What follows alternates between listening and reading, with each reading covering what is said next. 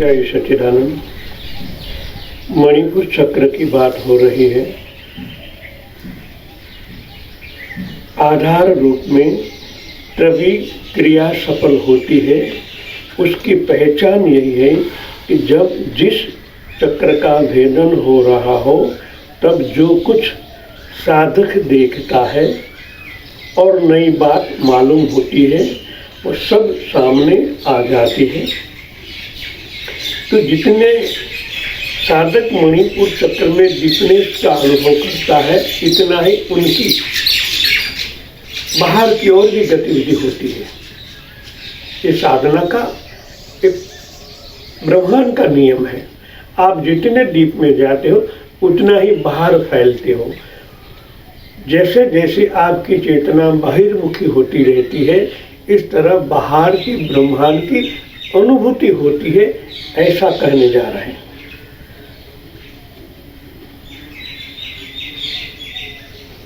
कुछ साधक देखता है और नई बात मालूम होती है और सब सामने आ जाती है। साधक देखता है कि मणिपुर चक्र में एक अग्नि कुंड प्रज्वलित होकर बड़ा प्रकाश फैलाकर अपना स्वरूप दिखा रहा है। ये प्राण का स्टोरेज टैंक है, सतत प्रज्वलित हो रहा है और अपनी अग्निशिखा से एक प्रकाश, एक रश्मियां सतत प्रज्वलित हो रही है। ये हमारा मणिपुर चक्र का अनुभव। इसी तरह ब्रह्मांड में भी एक नाभि है और वहां से इस पूरे ब्रह्मांड की गतिविधि चलती है। जब साधक उनके साथ एकाकार होता है तब उनकी रश्मियां के आधार पर ब्रह्मांड की नाभि के साथ भी वो एक होता चला जा रहा है।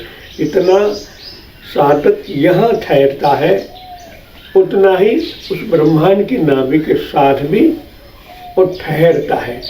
ठहरता का मतलब ये है कि ब्रह्मांड की जो भी गतिविधि बनना बिखरना, ये दो शब्द है, मगर दो शब्द के पीछे और भी गहरा रहस्य होता है। जो ब्रह्मांड में गतिविधि चल रही है, चाहे देवी गण की हो, चाहे ब्रह्मांड की गतिविधि की हो, चाहे मूल तत्व की हो, तो सब जानकारी साधक को प्राप्त होती है। कहाँ? खुद के मणिपुर चक्र में जो स्थिरत्व भुगतता है उस साधक को। तब उनको स्वयं ही सब प्रकार की हलचले, सब प्रकार की गतिविधि, सर्जन और विसर्जन, इस सब की गतिविधि प्राप्त होती है। और जो साधक वहाँ पहले कहा गया धैर्यवान,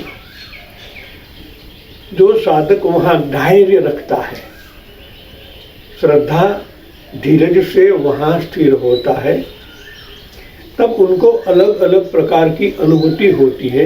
कई साधक को हल्कापन की अनुभूति होती है, अपने शरीर से वो अद्धर होने लगता है।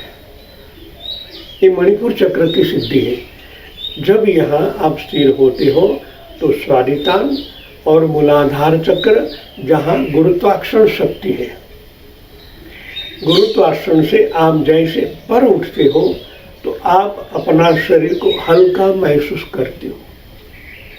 अब मणिपुर चक्र में गुरुत्वाकर्षण की शक्ति काम नहीं करती, तो आप हल्का शरीर से, मन से हल्का महसूस करते हो। जैसे लगता है साधक अद्धर हो रहा है, कुछ ऐसे हवा की तरह, झोंके की तरह वो अपने शरीर के साथ अलग अलग जगह जा रहा है। स्थूल शरीर तो वहाँ रहता है मगर उनका सूक्ष्म शरीर बाहर निकलता है और सूक्ष्म अति हल्का है। उसके अंदर सब प्रकार की जानकारियाँ होती है। वो आपको अलग अलग प्रकार की बाह्य घटनाओं के साथ एकाकार होने की ज्ञान देती है। वो ज्ञान मिलने से आप दिव्य दृष्टि आपको मिलती है। उनका मेन स्रोत है तेज तत्व। जब तेज तत्व आपके अंदर उद्विजन होता है, बाहर आता है, तब यही रश्मि बाहर भी जाती है और यही तेज तत्व सुषुम्ना मार्ग से आपके पीछे मॉड्यूल ऑब्यूलर ग्रंथि से होकर धीरे धीरे अपने पिनियल ग्लैंड पर आता है और वहाँ से प्रकाशित होने लगता है। जितनी प्रकाशें बढ़ती है इतना आपकी दिव्य दृष्टि भी बढ़ती है, क्योंकि आपकी चेतना उसके साथ एक होने से आपकी चेतना भी डेवलप होती है, दृष्टि डेवलप होती है। ऐसे ऐसे आप कई योजन तक देख पाते हैं। इस साधना की पराकाष्ठा होती है।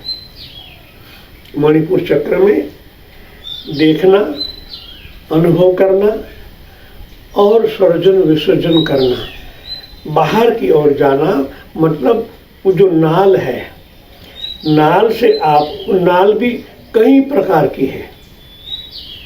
उस नाल में प्रवेश होने से आप जो एक अलग स्रोत है, जिनको हम ब्रह्मा कहते हैं, हकीकत में ये दिव्य स्रोत के सिवा कुछ नहीं है। जो रश्मियाँ एक के साथ जुड़ती जाती है, वहाँ एक के साथ दूसरे का जुड़ना, मतलब उनकी जो आणिक प्रामाणिक रचनाएं जुड़ती है और नया सर्जन होता रहता है। आप उनके दृष्टा बने तो और भी सूक्ष्मीकरण होते होते आप अलग प्रकार की अनुभूति कर पाओगे। जय श्री राम।